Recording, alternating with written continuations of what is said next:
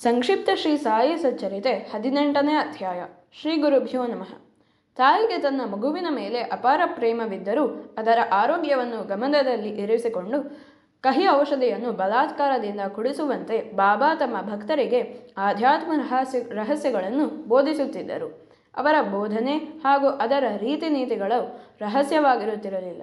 ಶ್ರೀ ಬಾಬಾ ಅವರಂತಹ ಗುರುಗಳ ಮಾರ್ಗದರ್ಶನದಿಂದ ಭಕ್ತರ ಇಂದ್ರಿಯ ದೌರ್ಬಲ್ಯಗಳು ದೂರವಾಗಿ ವಿವೇಕ ಹಾಗೂ ವೈರಾಗ್ಯಗಳು ಮೂಡುತ್ತಿದ್ದವು.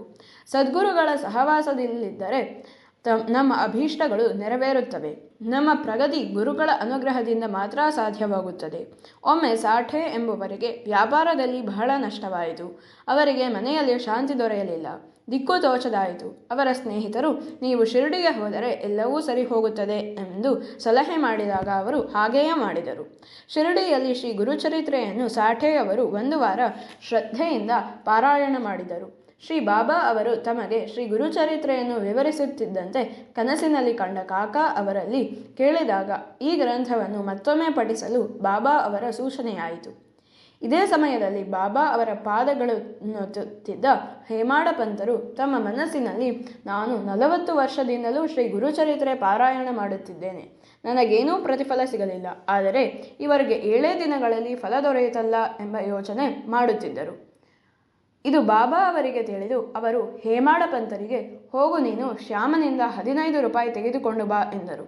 ಹೇಮಾಡ ಪಂತರು ಕೂಡಲೇ ಅವರ ಆಜ್ಞೆ ಪಾಲಿಸಿದರು. ಶ್ಯಾಮ ಅವರು, ನನ್ನ ಹತ್ತಿರ ಈಗ ಹಣವಿಲ್ಲ, ದಕ್ಷಿಣೆ ಬದಲಾಗಿ ನನ್ನ 15 ನಮಸ್ಕಾರಗಳನ್ನು ತೆಗೆದುಕೊಂಡು ಹೋಗು ಎಂದರು. ಅವರು ಈ ಬಗ್ಗೆ ಶ್ಯಾಮರಿಗೆ ಒಂದು ಪ್ರಸಂಗವನ್ನು ಹೇಳಿದರು. ರಾಧಾಬಾಯಿ ದೇಶಮುಖ್ ಎಂಬವರು ಬಾಬಾ ಅವರ ಭಕ್ತರು. ಒಮ್ಮೆ ಅವರು ಬಾಬಾ ಅವರಿಂದ ಉಪದೇಶ ಪಡೆಯಬೇಕು ಎಂದು ನಿರ್ಧರಿಸಿದರು. ಬಾಬಾ ಅವರಿಂದ ಉಪದೇಶ ದೊರೆಯುವವರೆಗೂ ತಾನು ಆಹಾರ ಸ್ವೀಕರಿಸುವುದಿಲ್ಲ ಎಂದು ಹಠ ಹಿಡಿದರು.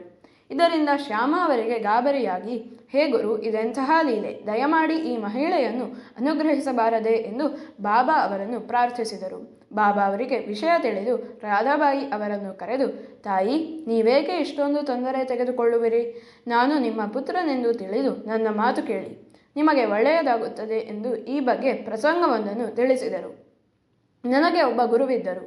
ಅವರು ತುಂಬ ದಯಾಮಯರು, ಹೌದು. ನಾನು ಬಹಳ ಕಾಲ ಅವರ ಸೇವೆ ಮಾಡಿದೆ. ಒಂದು ದಿನವೂ ನನಗೆ ಅವರು ಮಂತ್ರೋಪದೇಶ ಮಾಡಲಿಲ್ಲ. ಒಂದು ದಿನ ಅವರು 2 ಕಾಸು ದಕ್ಷಿಣೆ ನೀಡು ಎಂದರು. ನಾನು ಅವರಿಗೆ ಇದನ್ನು ತಕ್ಷಣ ಕೊಟ್ಟೆ. ಅದು ಹಣವಲ್ಲ, ದೃಢ ನಂಬಿಕೆ ಹಾಗೂ ತಾಳ್ಮೆ.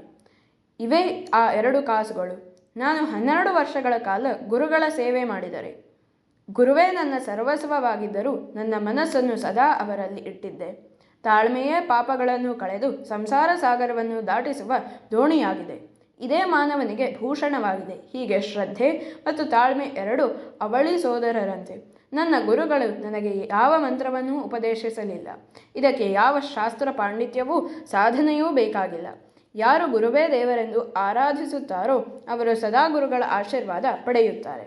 ಶ್ರೀ ಬಾಬಾ ಮಾತು ಕೇಳಿದ ರಾಧಾಬಾಯಿಯು ಸಂಪೂರ್ಣ ವಿಶ್ವಾಸದಿಂದ ತನ್ನ ಉಪವಾಸ ತೊರೆದಳು. ಇದನ್ನು ಕೇಳಿದ ಹೇಮಾಡ ಪಂತರು ಆಶ್ಚರ್ಯಚಕಿತರಾದರು.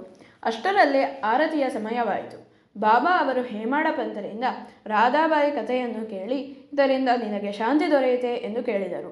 ಹೇಮಾಡ ಪಂತರು, ಹೌದು ಬಾಬಾ, ನನಗೆ ಈಗ ಶಾಂತಿ ದೊರಕಿದೆ ಎಂದರು.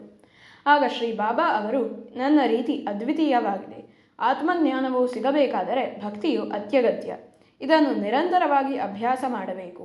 ಆಸೆಗಳನ್ನು ತೊರೆದು ಭಗವಂತನಲ್ಲಿ ಮನಸ್ಸನ್ನು ಇಟ್ಟರೆ ಗುರಿಯನ್ನು ಸಾಧಿಸಬಹುದು.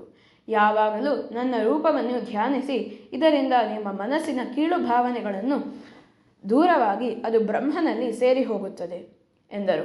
ಗುರು ಶಿಷ್ಯರ ಸಂಬಂಧದ ಬಗ್ಗೆ ಬಾಬಾ ಒಂದು ಸುಂದರವಾದ ಹೋಲಿಕೆ ನೀಡಿದ್ದಾರೆ. ಆಮೆ ಒಂದು ದಡದಲ್ಲಿದ್ದು ಅದರ ಮರಿಗಳು ಇನ್ನೊಂದು ದಡದಲ್ಲಿದ್ದು ತಾಯಿ ಆಮೆಯ ನೋಟವೇ ಮರಿಗಳಿಗೆ ಆಹಾರ. ಹಾಗೆಯೇ ಗುರುದೃಷ್ಟಿಯೇ ಶಿಷ್ಯರಿಗೆ ವರ. ಹೀಗೆ ನುಡಿದ ಬಾಬಾ ಕಲ್ಲು ಸಕ್ಕರೆಯನ್ನು ಹೇಮಾಡ ಪಂತರಿಗೆ ನೀಡಿದರು. ಬಾಬಾ ಅವರ ವಚನಗಳು ಅಮೂಲ್ಯವಾದವು. ಅವುಗಳನ್ನು ಮಾತ್ರ ನೆನಪಿನಲ್ಲಿಟ್ಟುಕೊಂಡರೆ ನಿಜವಾಗಿಯೂ ನಮಗೆ ಒಳ್ಳೆಯದಾಗುತ್ತದೆ. ಅವುಗಳಲ್ಲಿ ಕೆಲವು ಮುಂದೆ ತಿಳಿಸಿದೆ ಎಂಬಲ್ಲಿಗೆ ಶ್ರೀ ಸಾಯಿ ಸಚ್ಚರಿತೆಯ 18ನೇ ಅಧ್ಯಾಯವು ಸಂಪೂರ್ಣವಾಯಿತು. ಶ್ರೀ ಸಾಯಿನಾಥಾಯ ನಮಃ.